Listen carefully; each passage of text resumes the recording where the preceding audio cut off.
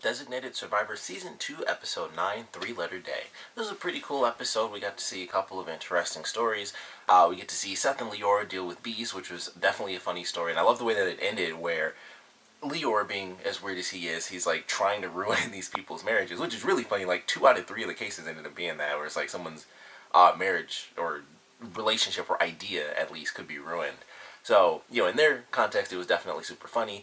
Of course, you have the much more serious case where it's like, all right, well, we have a soldier who should get, a commendation for what he did, but also if that comes along, his commanding officer will be like, okay, well, sure, he can get his medal, but I'll also make sure that it's known what he did by seducing and sleeping with my wife. And his widow can know about that, and it was like, oh, well, that's a very interesting way to have that story play out. But I like the way that Kirkman was able to handle that, where he's able, he's the president, so it's like he's able to still give that satisfaction to the widow as well as the son, where he's like, if anyone asks how you know that your dad was truly a hero, you tell them the president said so. So it's like, okay, he definitely found a really great way to do that, because I was like, I don't, that's a tough thing to go through, where it's just like you're just thinking that, you married this person who died in war, and it was like, how do you solve that problem? Like, do you commend this person, or do you save the people that are kind of left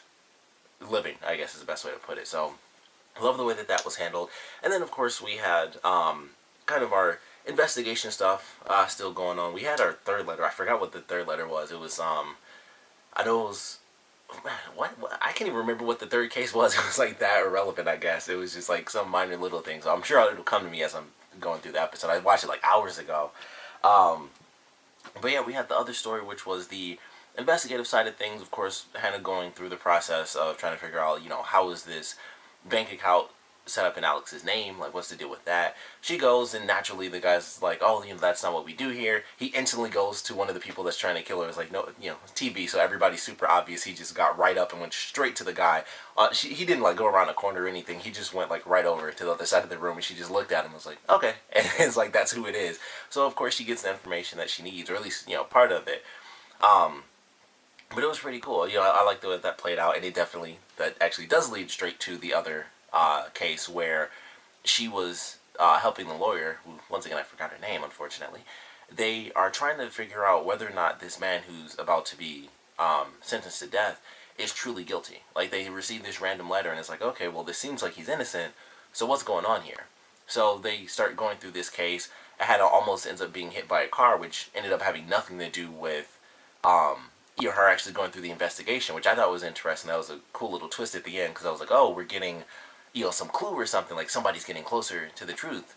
And then it was like, no, but it ended up just being this guy's son, because he didn't want them finding out that he was the one that did the murder, not his dad. So that was just a crazy case, as far as how that ended, because Kirkman was like, okay, well, he didn't commit the crime, so, I won't have him sentenced to death, but he will serve out that sentence. He'll stay in prison for the rest of his life if he does not give up on his son, which at this point, considering his son, was going to jail for attempted murder of another federal agent, because it was a DEA agent before, and then this is like someone with the FBI, and it's like, well, he's super screwed. He's going to jail for life. Obviously that's what his dad's in for, so he was already going in for life. I'm sure that's the exact same thing, or close to it, considering it was attempted murder.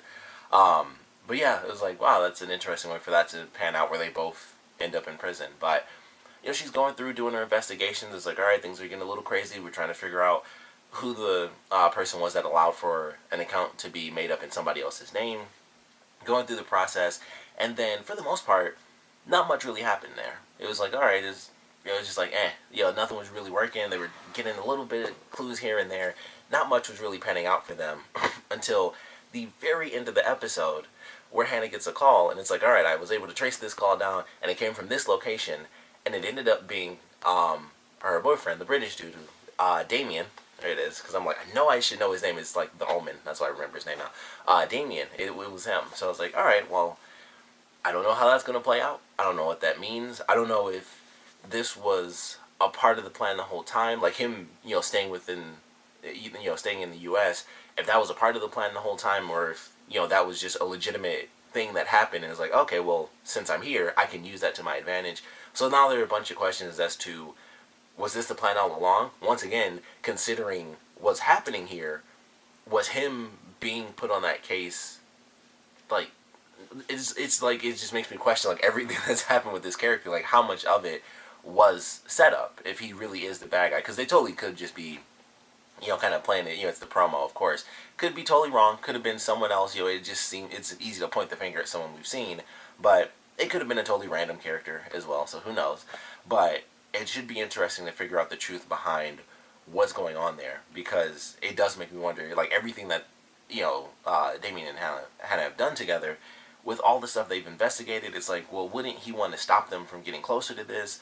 But then at the same time, it's clear that the point is to frame Alex and kind of send things into a spiral, you know, with the president's family. So that's kind of the whole point. So of course he would push that further. And it's just like, I don't really know how this is supposed to play out. Who is he truly working with? Is he working with the same people that,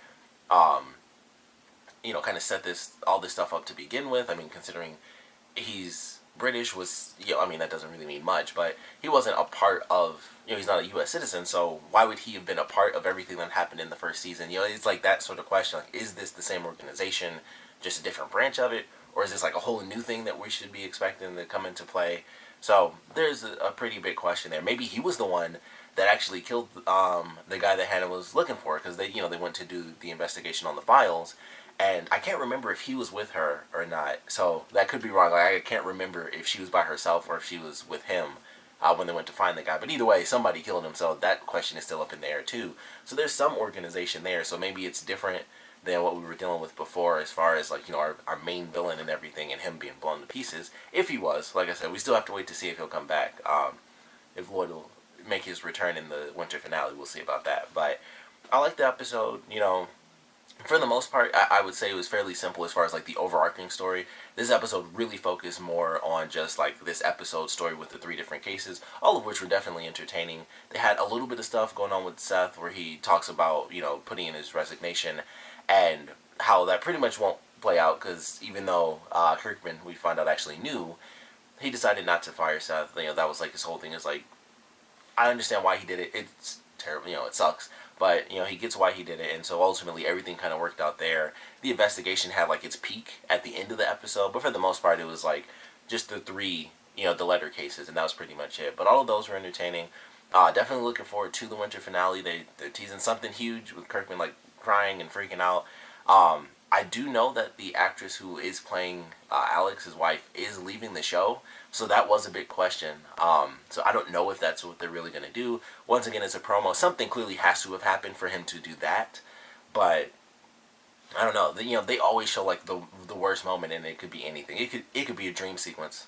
Honestly, it could totally be a dream sequence. We don't really know, because that's what they like to do for promos. It's like, holy crap, someone's definitely dying, and then it's just like, oh, I had a dream that you died. And it's like, oh, well, that was a big tease.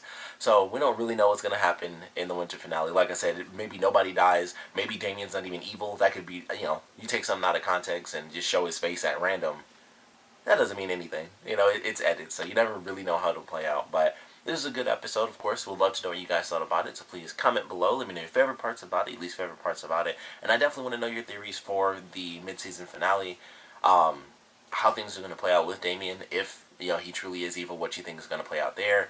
What did make Kirkman, you know, have that reaction? Like, does somebody die that he cares about? You know, like, what is going on with him that kind of sends him into that moment? I would love to know your theories on how things are going to play out for the mid-season finale. And like I said, I want to know what you guys thought about this episode in general, so please comment below, let me know, and thanks for watching.